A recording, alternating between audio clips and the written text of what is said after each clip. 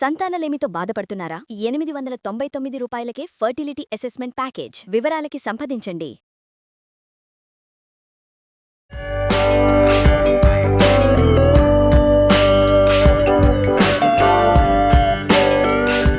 Welcome to Suman TV.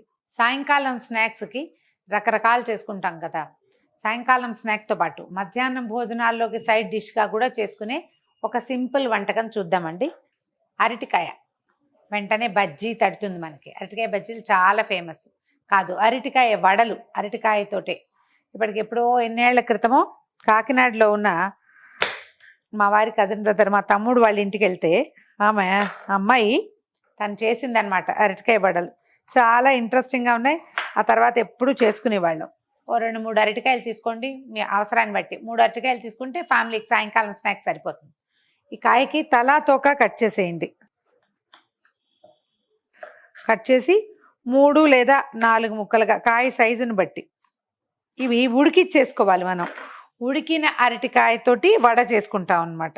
ఈ అరటికాయలని ఉడికిచ్చేటప్పుడు మనం కుక్కర్లో పెడతాము, కుక్కర్లో డైరెక్ట్గా పెట్టేయచ్చు. కొంచెం నూనె వేయకపోతే ఈ అరటికాయల్లో ఒక రకమైన జిగురు ఉంటుంది చూడండి, అది గిన్నె అంచులకి పట్టేస్తుంది.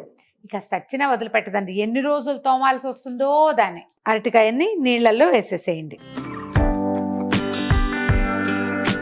ఒకవేళ పెద్ద కుక్కర్లో మీరు స్టీమ్ చేయదలుచుకుంటే కనుక ఏ గిన్నెలో స్టీమ్ చేయదలుచుకున్నారో దానికి కొంచెం నూనె రాసాకే అరటికాయ ముక్కలను అందులో పెట్టండి. లేకపోతే అసలు ఆ జిగురు వదలనే వదలదు. మామూలుగా 3 విజిల్స్ వచ్చేదాకా స్టీమ్ చేసి మనం అన్నం వండుకున్నట్టే అనమాట. ముక్కలు ఉడికిపోవాలి అంతే. మూత పెట్టేద్దాము. మూత పెట్టి 3 విజిల్స్ వచ్చాక ఆఫ్ చేసేయండి. చల్లారాక కాయలు వాటిని ముక్కల్ని నీటిలోంచి తీసేసేయటము, తోలు వలిచేసుకోవటమే అనమాట. అరటికాయ ముక్కలు ఉడికిపోయినాయండి. కొంచెం వేడిగా ఉంది కదా, కాస్త చల్లారుతుంటే మీరు తోలు తీసేయచ్చు. బాగా ఉడికిపోతే చక్కగా ఊడొచ్చేస్తుంది. కొంచెం వేడిగా ఉంది, వెంటనే తీయాలి, చకచకా పని చేయాలంటే అవ్వదు. కాస్త గ్యాప్ ఇస్తే ఈజీగానే ఊడొచ్చేస్తుంది. ఓ ఘాటు పెడితే చాలు, మొత్తం అంతా వచ్చేస్తుంది. కొంచెం చల్లారితే చేయి పెట్టగలరు, వేడిగా ఉంటే చేయి పెట్టలేరు. కాస్త దీన్ని ఒత్తేసేయండి, మొత్తం అన్ని ముక్కలు కలిసిపోయేలాగా. ఇది లేపైనా పర్వాలా, మనం గరిటెతోటో పప్పు గుత్తితోటో చేతితోటో దీన్ని చక్కగా మ్యాష్ చేసేయటమే. ముద్ద చేయాలన్నమాట. దీన్ని ముద్ద చేశాక దీంట్లో ఏమేం వేయాలో చూద్దాం. ఒక 3-4 స్పూన్ల బియ్యపిండి,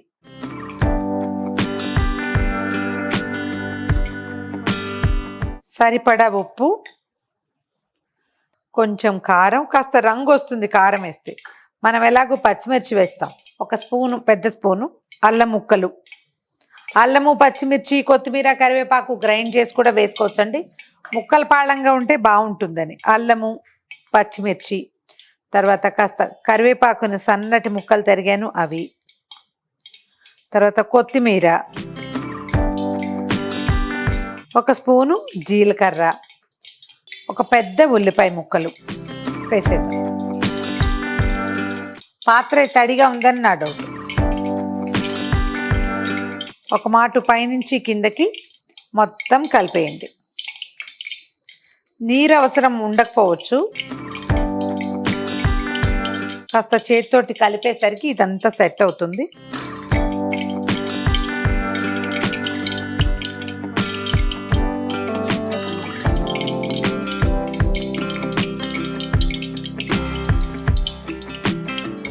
దీంట్లోకి ఇంకా సోడా లాంటివి ఏమి అవసరం ఉండదండి, డైరెక్ట్గా వేసేసుకోవచ్చు.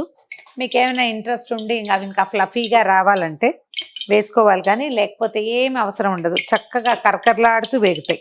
పిండి ఆ శాంతం కలిపేసేయండి. నూనె కాగిందో లేదో చూద్దాము. నూనె కాగిపోయింది. కొంచెం సిమ్లో పెట్టి వీటిని ఒక్కసారి తడిచేయి చేసుకుని ఉండలు చక్కగా ఉండలు చుట్టి పెట్టేసుకుంటే ఒక ఉండ తట్టి మనం మసాలా వడ ఎలా వేసుకుంటాము అట్లా వేసేసుకోవటమే. ఇలా మీరు కందని కూడా చేసుకోవచ్చు. కంద వడలు పల్చగా చేయాలి. కందలో బియ్యపిండి వేసుకోవచ్చు, కందిపొడి వేసుకోవచ్చు, పెసరపిండి వేసుకోవచ్చు, ఏదైనా వేయచ్చు. కానీ మందంగా చేయడానికి వీలేదు. కొంచెం పల్చగా చేసి ఒత్తుకుంటే చాలా బాగుంటుంది. ఉండలు చేసుకుందాం. ఇది ఏదైనా ప్లేట్ మీద దేని మీదైనా ఒత్తుకోవచ్చండి. మన అలవాటుని బట్టి చేయటమే. ఆ నూనె కవర్లు వాటి మీద కూడా ఒత్తుకోవచ్చు. మనకి ఎట్లా అలవాటు ఉంటే అట్లా చేతితోటి కూడా చేసి వేసేసేయచ్చు. చూడండి, నూనె మీద వత్తాల్సిన పని లేదు. కొంచెం తడిచేయి చేసుకుంటే ఇది కరెక్ట్ గుడ్ షేప్లో వచ్చేస్తుంది. అంచులు పగిలిపోకుండా చేయండి అంతే.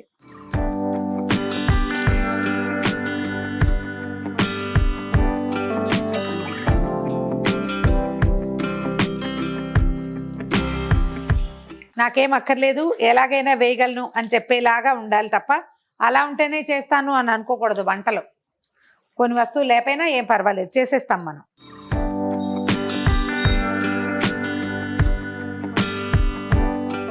మనం ఒక్కొక్కటి తీసేస్తూ ఇంకోటి ఎక్స్ట్రా యాడ్ చేసుకుంటూ చేయొచ్చు.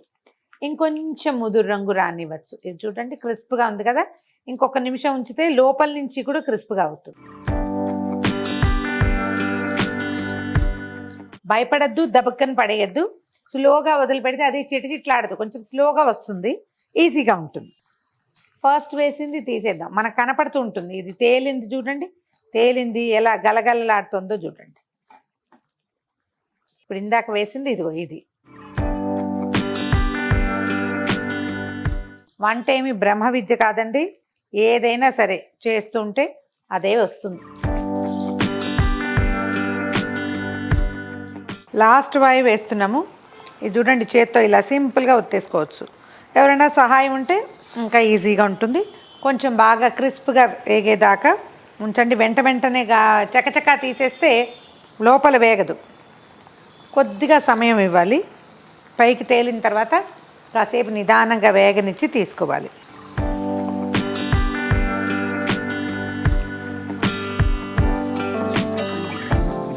ఎంత బుజ్జివి కావాలన్నా చేసుకోవచ్చు, పెద్దవి కావాలన్నా చేసుకోవచ్చు. చిన్నపిల్లలు ఉంటే ఈ చిన్న వాటిని చూసి సరదా పడతారు. భోజనంలో వేసేటప్పుడు కొంచెం పెద్ద వేసుకోవచ్చు. ఈవినింగ్ స్నాక్స్ లేదా స్కూల్కి కిడ్స్కి పొద్దున పూట పెట్టేటప్పుడు ఇలా చిన్న వేస్తే చక్కగా పిల్లలు తీసుకుని తినడానికి బాగుంటుంది. ఇందులోకి సాస్, చట్నీ, పచ్చడి ఏమీ అక్కర్లేదు. మామూలు సాంబార్లలో సైడ్ డిష్గా, అంటే మనం బజ్జీలు నలుచుకుని తింటాం కదా, అలా తినేసేయచ్చు. బాగుంటుంది, ట్రై చేసి చూడండి. ఒకవేళ ఈ రెసిపీ కనుక మీకు నచ్చితే మీ ఫ్రెండ్స్తో, చుట్టాలతో, కలీగ్స్తో అందరితోటి పంచుకోండి.